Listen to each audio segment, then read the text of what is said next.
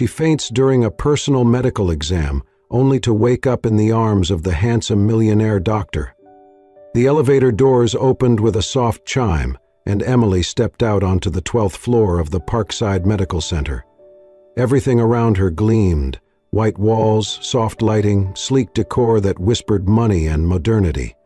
She clutched her bag tightly, her heart ticking a little too fast, and not just because of the climb up from the subway. She had almost canceled the appointment twice that morning, but the fatigue wasn't going away. The dizzy spells were becoming more frequent, her body aching in quiet protest after every long day at the office. Something was off. And though she hated hospitals, hated the vulnerability they made her feel, she had finally given in. At the reception, she gave her name, Emily Harper, and was led to a private examination room, part of the comprehensive wellness package she had hastily signed up for online. The nurse, warm but brisk, handed her a gown and directed her to change. Everything was efficient, quiet, professional. And strangely, minutes later she sat on the edge of the exam table, dressed in the paper-thin gown, legs dangling as she tried to calm the nervous flutter in her stomach. She hadn't told anyone she was here. No one in New York really knew her. That's how she liked it. Or had convinced herself she did. She had moved from Ohio just 6 months earlier, leaving behind a life she didn't talk about. A shattered engagement, the sudden loss of her mother, too much pain packed into too little time. New York was supposed to be a fresh start, but some wounds followed you no matter how far you ran. A gentle knock at the door startled her. "Emily Harper?" a calm voice asked from the other side. "Yes," she called softly. The door opened, and a man in a white coat stepped in, clipboard in hand. He looked up, and Emily blinked. He was younger than she expected. Early 30s, maybe. Tall, lean, with dark hair neatly styled, a strong jawline, and eyes the color of rain clouds. Deep gray, intense. There was a quiet authority in his posture, but his gaze was gentle as it met hers. "I'm Dr. Andrew Carter. I'll be conducting your exam today." Emily nodded, a little too quickly. "Hi," he smiled. "No need to be nervous, it's routine. I'll be checking vitals, reviewing your medical history, and we'll do a quick physical evaluation." He asked a few preliminary questions, made notes, then gestured for her to lie back so he could check her heart rate and blood pressure. "Any history of fainting spells?" he asked. "No, just tired a lot lately," she murmured. "And sometimes dizzy." As he placed the stethoscope against her chest, Emily closed her eyes. The room felt warm now, too warm.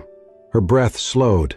She heard his voice, distant. "Emily?" Her fingers twitched, and then darkness. "Emily, Emily, can you hear me?" The voice was closer now, urgent.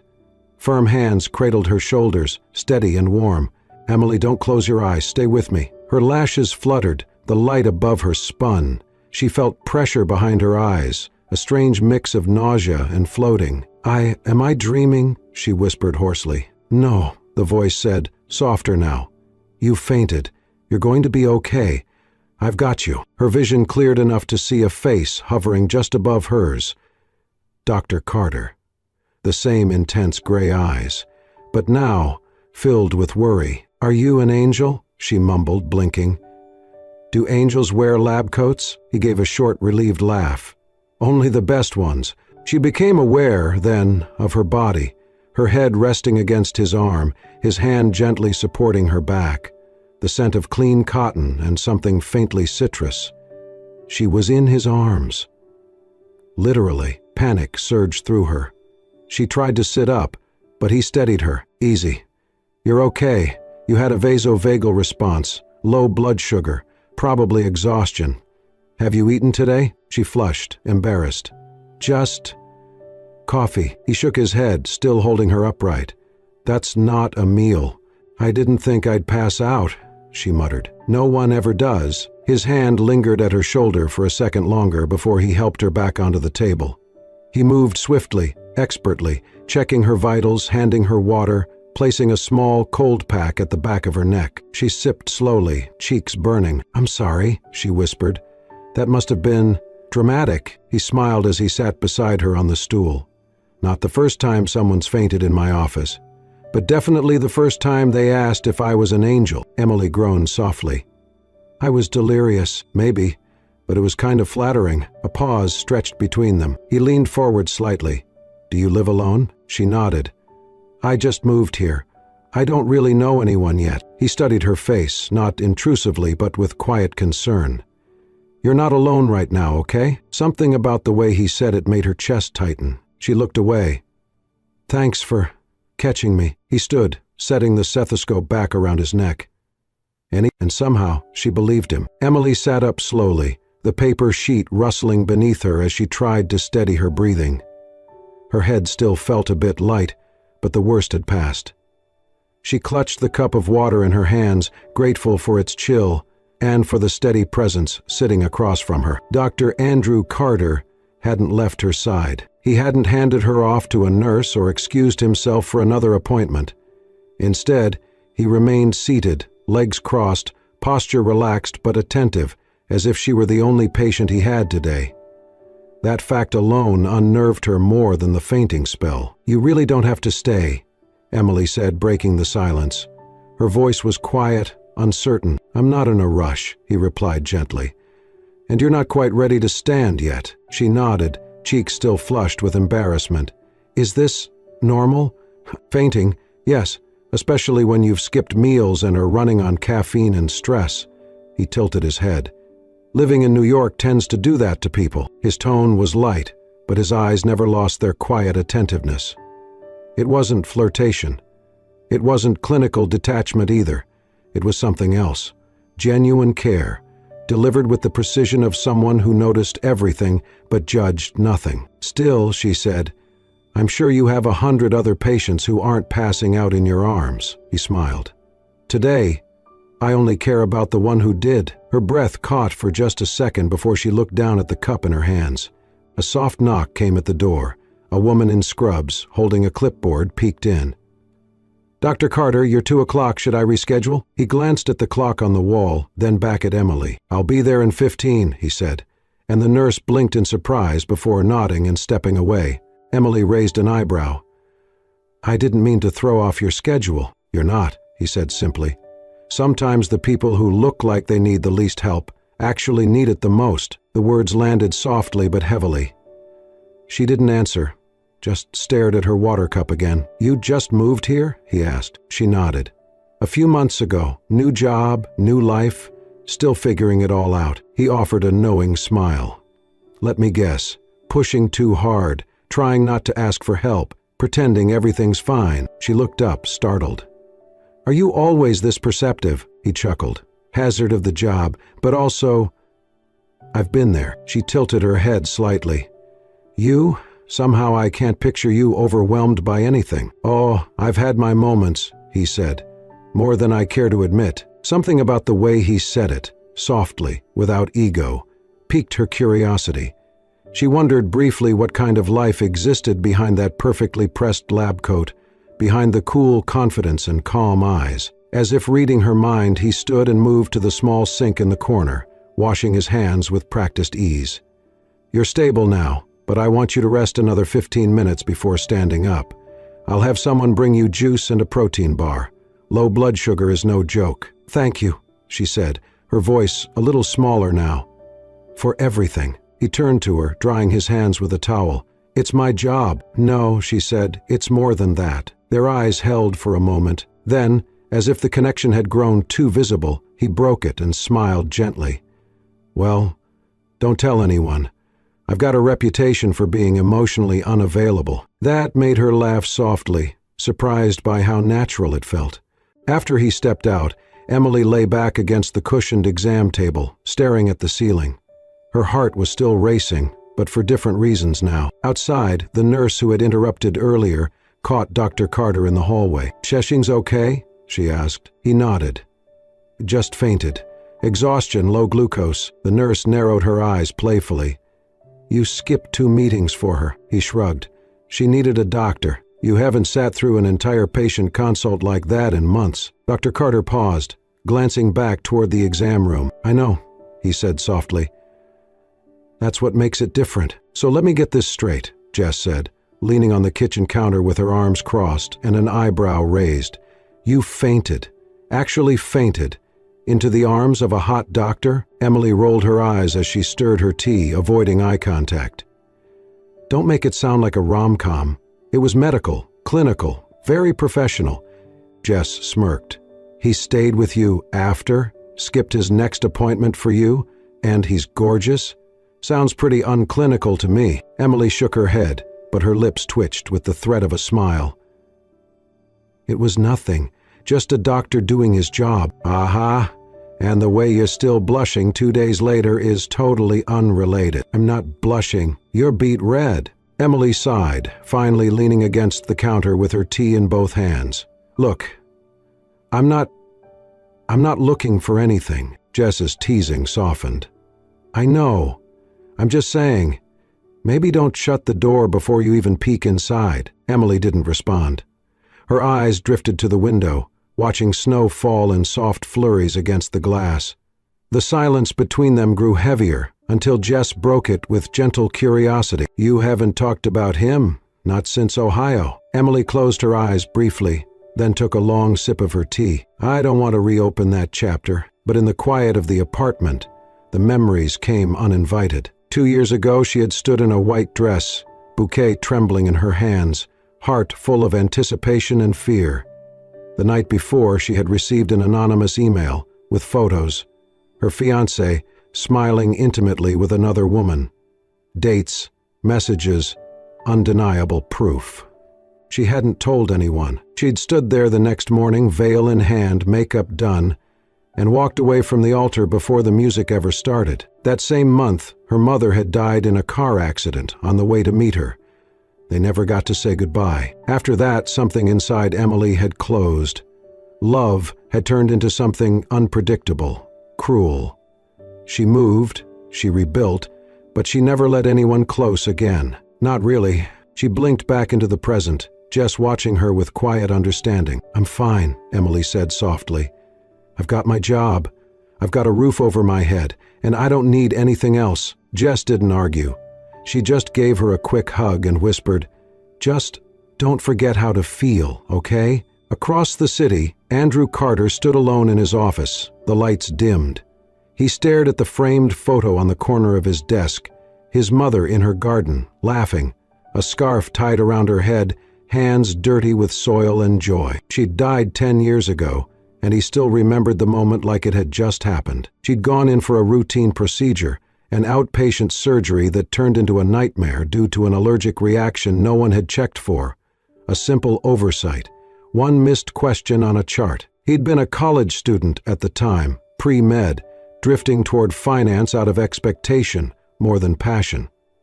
Her death changed everything. He gave up the Carter family legacy of business and chose medicine instead, not to save the world, but to change one corner of it at a time. After med school, Harvard, and years of building his name, he found himself pulled into the family empire again, now running one of the city's most elite private hospitals. But he still took patience, still needed the contact, the clarity of one-on-one healing. And yet, there was another photo buried in his drawer, one he didn't look at much anymore. A woman with red hair and emerald eyes, his ex-fiancée. She'd left not long after he'd refused to take over Carter Holdings full-time, said she couldn't wait around while he played hero in Scrubs. But Andrew had overheard her phone call by accident. Her real complaint wasn't about his time. It was that his name should have meant more in the stock market. He ended it the next day. Since then, he had focused on work, on fixing systems, not hearts, until Emily. There was something about her, not just the way she had fainted into his arms, though that moment lingered like a strange, intimate dream. It was the way she carried herself afterward, guarded but kind, hurting but hiding it well, like someone who had learned how to stand tall because the world had never let her rest. He saw it because he knew it. And for the first time in a long time, Andrew felt something stir beneath the surface, something he didn't dare name yet. Emily wasn't expecting to see him again. It had been nearly 3 weeks since the fainting incident, and though she'd replayed that morning more times than she cared to admit, his steady hands, his calm voice, the way his eyes softened when she joked about angels. She had convinced herself it was a one-time thing. Doctors didn't remember patients like her. But when she returned to Parkside Medical for her scheduled follow-up, she walked into the waiting area and there he was, Dr. Andrew Carter, leaning casually against the reception counter, clipboard in hand, dressed in navy scrubs and that same quiet composure that made her heart skip before she could reason with herself. He looked up and saw her. His face lit up just slightly. "Emily Harper," she blinked. "You remember my name?" He stepped closer, his smile warm but easy. "It's not every day someone accuses me of being an angel and faints into my arms." Emily flushed. "Right. How have you been feeling? Better? Eating like I'm supposed to? Sleeping?" "Somewhat. Still dizzy?" Only when handsome doctors walk into the room unexpectedly. Andrew raised a brow, clearly amused.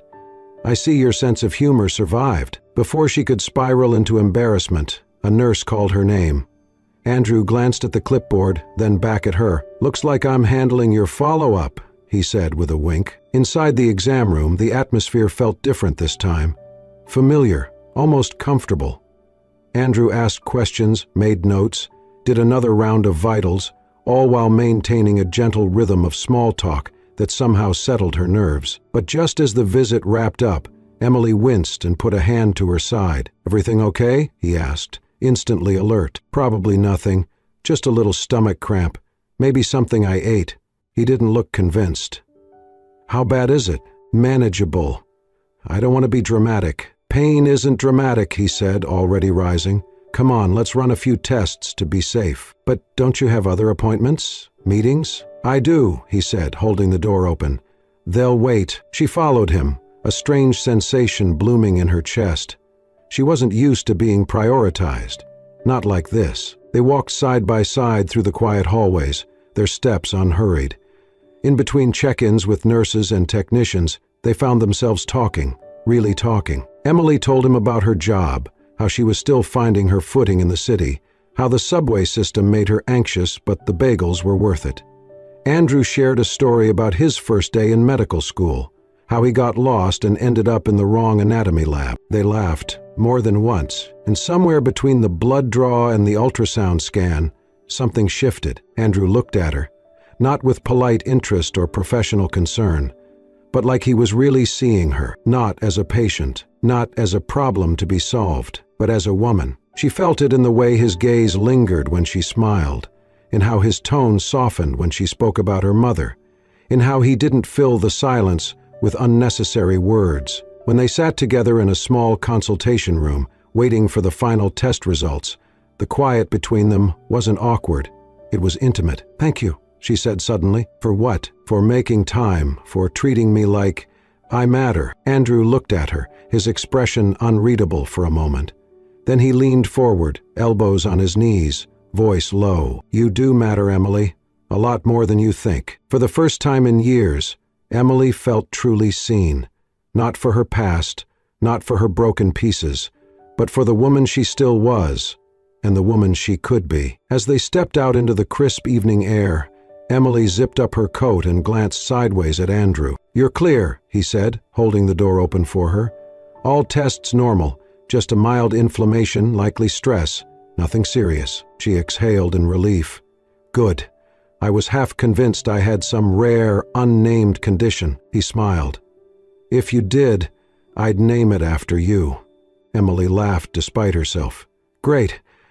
I've always wanted my own disease." They walked a few steps in silence before Andrew stopped beside a cafe across from the hospital. "Can I buy you a coffee?" he asked casually. "No lab coats, just coffee." Emily hesitated. The invitation was simple, unthreatening, but something in her resisted, an old voice reminding her she didn't do this anymore. "I thank you, but I should head home," she said quickly. Andrew didn't push. He just nodded with that same calm patience she was starting to associate with him. "No problem," he said. "Some other time, maybe?" She smiled awkwardly. That night, Emily couldn't sleep. She lay in bed staring at the ceiling, replaying his words. No pressure, just coffee. And yet, it had felt like more. Not romantic, not yet, but open, like a door she hadn't dared to approach in a long time. By morning, her phone was in her hand before she could overthink it. "Emily, about that coffee? Is the offer still good?" The response came within minutes. "Andrew, I thought you'd never ask." They met at a quiet corner cafe the next evening. No hospital lighting, no gowns, just her in a navy sweater and jeans, him in a dark coat and scarf, both carrying the light weight of nervous anticipation. What started as small talk turned into deeper conversation. Stories about childhood, family, her first job, his awkward teenage years. They found rhythm in shared silences and surprising laughter. Emily told him about her move to New York, how she needed to get away from the wreckage of everything she lost. How, for a while, she felt like a ghost walking through her own life. Andrew listened, not the way people usually did, nodding, waiting to speak, but truly listened. His eyes didn't waver, his attention didn't drift, and then it was his turn. "My mom died when I was 20, he said quietly, fingers curled around his coffee cup. It was a routine surgery, something minor, but the hospital missed a flag in her chart. She had an allergy they overlooked. Emily's heart clenched. "I was studying finance at the time," he continued, planning to go into the family business. "I dropped everything the week she died and never looked back." "Is that why you became a doctor?" she asked. He nodded. "I couldn't save her, but I thought, maybe I could stop it from happening to someone else." Emily looked down at her hands. "That's noble," he shook his head. "It's grief mostly, but it's shaped me." They sat in silence for a while. The cafe buzzed gently around them, insulated from the chill outside. Emily took a deep breath. "Sometimes I feel like I lost my worth when everything fell apart. My engagement, my mom. Like I'm a version of someone I used to be, but not enough of anything anymore." Andrew was quiet for a long moment. Then, softly, he said, "If someone ever made you feel like you weren't enough, that's not a reflection of you. That's on them." The words cracked something inside her. Emily felt tears well up, sudden and hot. She looked away, blinking rapidly. "I'm sorry," she whispered, embarrassed. "Don't be," Andrew said. "You're allowed to feel things." She nodded, wiping her cheek. "I'm not used to this. People listening, saying the right things. I'm not always good at saying them," he admitted, "but I mean them." From that night forward, something unspoken began to take root. They started texting every evening. Short messages at first, inside jokes, updates about the day. Then deeper ones, book recommendations, memories, fears they didn't share with anyone else. Emily found herself waiting for his name to light up her phone. Andrew began checking his inbox before his morning coffee. The connection wasn't explosive. It was slow, steady, like warmth creeping into a long, cold room. And for the first time in years, Emily let herself wonder, what if healing didn't always look like forgetting? What if it looked like beginning again? It happened by accident. Emily had stopped by Parkside to drop off some paperwork for her insurance. Nothing major. She hadn't planned to see Andrew that day, and honestly, she wasn't sure if she wanted to. Things between them had grown comfortable. Maybe too comfortable. The more they texted, the more she looked forward to hearing from him. The more she started to believe in something she hadn't allowed herself to believe in for a long time. Hope. She was walking past the hallway near the administrative offices when she heard his voice. She hadn't meant to eavesdrop, it just happened. "She's lovely, Andrew," a woman said. "Her father's on the board at—" "I'm sure she is," Andrew cut in, sounding tired. "But I'm not looking to get serious with anyone right now." Emily froze. The voice, the words, they punched the air right out of her lungs. She didn't stay to hear the rest. That night, she didn't reply to his usual message. "Andrew, long day, missing our late-night chats. You okay?" She stared at it for a long time, then turned off her phone. 2 more days passed. Then 3. The silence between them swelled until it filled every corner of her apartment. Jess noticed it. "You haven't mentioned your doctor in a while." Emily shrugged, trying to sound casual. "Guess he got busy." But the ache in her chest told another story. He hadn't done anything wrong, not really. He hadn't promised her anything. There had been no declarations, no labels. But still, the way he looked at her, the way he listened, the way he showed up. She had let herself believe it was more. Maybe it had only ever been kindness. Maybe she'd made the whole thing up in her head. Andrew noticed the shift instantly. She stopped replying, stopped reaching out. When she missed her scheduled follow-up, something in him knotted tight. He waited another day before calling the front desk. Did Emily Harper reschedule her appointment? No, Dr. Carter, the receptionist said. She just didn't show. He ended the call and sat in silence in his office, tapping the edge of his pen against the desk. She wouldn't ghost him. Would she? But he'd seen it before. People disappeared when they were scared, when things felt too real. Still, it didn't stop the quiet from creeping in. It wasn't just about missed messages. It was the absence of her. That weekend, it rained. Emily walked the long way home after picking up groceries, letting the cold drops sting her cheeks. She hadn't cried in a while. She hadn't let herself. But now, beneath the gray sky, her hoodie soaked through, her chest too full, she stopped in the middle of the sidewalk and broke. Her tears mingled with the rain, indistinguishable, unstoppable. The world blurred around her as she stood trembling in the storm, realizing she'd let herself hope again. And now, she was mourning something she never even had the courage to claim. The front desk receptionist looked up in mild surprise when Andrew Carter stepped into the open-plan office of the design firm where Emily worked. He was out of place, immaculately dressed in a charcoal coat, tall, collected, carrying a quiet intensity that made people step aside without understanding why. But his eyes were searching, anxious beneath the composed surface. "I'm here to see Emily Harper," he said. The receptionist blinked. "She's in a meeting right now. I'll wait." He sat down on the low leather bench near the window, clasped his hands together, and stared out at the busy street, barely seeing it. He had left 5 messages, 2 emails, 1 voicemail he regretted the second he left it. All unanswered. But he hadn't stopped thinking about her. Not once. Not through the silence. Not through the growing ache of missing someone who had never technically been his. When Emily finally walked into the lobby, her steps slowed the second she saw him. For a moment, she looked like she might turn around, but she didn't. She came closer, cautious, collected. "Andrew?" she said, her voice neutral. He stood. "Hi." They looked at each other for a long second. "I know you don't owe me anything," he began, quietly. "And I promise I won't keep you long. But I needed to say something. In person." She didn't speak. But she didn't walk away either. "That day, the conversation you overheard," he said. "I was being pressured into a blind date. Some merger family setup my aunt cooked up. I told her I wasn't looking for anything serious, because I'm not. Not with someone I don't know. Not with someone chosen for me." His voice was steady, but his eyes were pleading. "But I wasn't talking about you, Emily. You're not a placeholder. Or a passing thing." Her brows furrowed slightly. "Then why say it like that?" "Because I've spent most of my life being told who I should be with. And I didn't want to give anyone the idea that I'd let them decide that for me again." He exhaled, the weight of weeks pressing against his ribs. "I should have been clearer. I should have told you sooner. I didn't think I had to." His voice softened.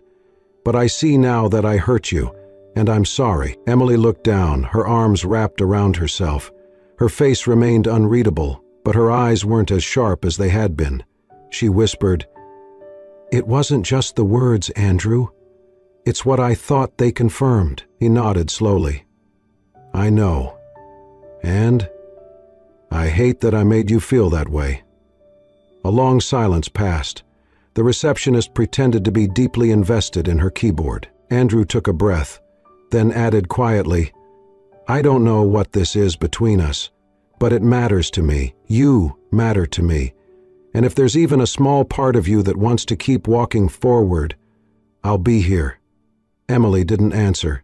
She just gave a faint nod and turned, heading back toward the hallway without another word. Andrew left without expecting anything, but later that night, after hours of silence, his phone buzzed. "Emily, I'm ready to hear more, if you still want to tell it." They met at Central Park the next afternoon. No tablecloths, no dinner reservations, just a bench beneath the bare branches of winter trees, their breath misting in the cold. He brought coffee. She brought gloves she never wore because they reminded her of her mother. They sat in silence at first, side by side, watching a family of ducks skim the partially frozen lake. "I missed this," he said eventually. "Me too," she replied softly. They talked. About the things that had gone unsaid, about fear, about timing, about what it meant to care for someone in the quiet way, without needing to label it yet. Emily spoke of the years she spent trying to make herself smaller, so she wouldn't be left again. Andrew shared how often he second-guessed his own heart after being told it wasn't enough. And then, without ceremony, he reached for her hand. Their fingers laced together slowly, like two people learning a language neither had spoken in a long time. Andrew turned to her, his voice barely above a whisper. "I don't need you to be perfect, Emily. I just need you here. Really here." Tears welled in her eyes, but she didn't turn away this time. She squeezed his hand and whispered, "I'm here." They didn't need promises that afternoon. They didn't need to map out the future. They just sat together, two people who had been broken and brave enough to try again. 1 year later, the clinic lobby was filled with the sound of laughter, soft conversations, and the quiet buzz of gratitude. Emily stood near the reception desk, clipboard in hand, smiling as a young mother hugged a volunteer nurse. The day had gone better than she'd hoped. Over 100 patients seen, dozens of children vaccinated, free checkups provided for seniors who hadn't seen a doctor in years, the first community health day hosted by Parkside Medical and led by Dr. Andrew Carter and her. She'd helped organize the event from start to finish, and for the first time in years, she didn't just feel useful, she felt whole. Across the room, Andrew caught her eye and offered a wink, the kind that still made her heart skip a little. He was dressed in his usual navy scrubs, sleeves rolled up, stethoscope still around his neck, and a warm tiredness in his eyes from a job well done. When the final patient left, he walked toward her, brushing imaginary dust from her shoulder. "You survived," he teased. "Barely. My legs are going on strike tomorrow." He smiled and leaned in just enough for her to hear. "I have a cure for that." "Oh?" she asked, amused. "Is it medically approved?" "Absolutely not." He gently took her hand.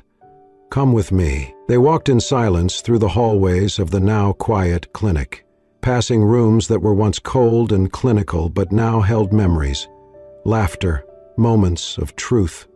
He stopped in front of a familiar door. "Exam room 3. Do you remember this room?" he asked. She smiled softly. "Where I accused you of being an angel and then passed out in your arms?" Vaguely. He chuckled and opened the door. The lights were dimmed. A small bouquet of white peonies, her favorite, rested on the counter. And on the exam table, where she once lay unconscious, there was a small black velvet box. Emily froze. Andrew turned to her, his eyes steady, voice low. "The first time I saw you lying here, I didn't know your name. I didn't know anything about you. But I remember thinking, if I ever had a chance to keep you safe, to keep you close, I wouldn't let it slip away." He reached for the box and opened it. Inside was a delicate gold ring, simple but stunning, classic, timeless. Like her. "I don't need perfect," he said softly. "I just need real. I need you. Will you marry me, Emily?" Her breath caught, eyes already glistening with tears. She laughed through them, nodding. "Yes, of course, yes." They didn't kiss right away. They stood there for a moment, forehead to forehead, letting the silence say everything. The wedding was small, just family, close friends, and a handful of volunteers who had become like extended family. It was held in the garden behind the clinic, once an unused, overgrown space now blooming with flowers, benches, and ivy-covered trellises. The same garden Emily had spent weekends helping restore, planting hope one root at a time. Jess stood by her side as maid of honor. Noah, Andrew's young cousin, carried the rings. Even the receptionist, who had once pretended not to hear their hallway tension, was there, crying softly in the back row. When it came time for vows, Emily held Andrew's hands in hers and looked up into the eyes that had never once looked away from her since that first day. "I once fainted because I was exhausted," she said, voice trembling, "and I woke up in the arms of a man who would teach my heart how to breathe again." There wasn't a dry eye in the garden. They sealed the moment with a kiss, sweet, sure, and full of the promise they had both fought so hard to believe in again. And as the sun set over the city, casting golden light on the clinic walls, Emily and Andrew stood beneath the archway of white flowers, no longer doctor and patient, no longer broken strangers, just two souls who had found home in each other. Sometimes love doesn't arrive with fireworks or perfect timing. Sometimes it finds you in the quiet moments, in a faint heartbeat, in a doctor's gentle hands, in a second chance you never thought you'd get. Emily and Andrew's story reminds us, healing begins when we dare to hope again, and that even the most broken hearts can still find their way back to love. If this story touched you, warmed your heart, or brought a tear to your eye, please like, share, and subscribe to Soul-Stirring Stories. Here we tell tales that don't just entertain, they heal, they inspire, they remind you that you're not alone. Until next time, keep believing, keep feeling, and never stop choosing kindness.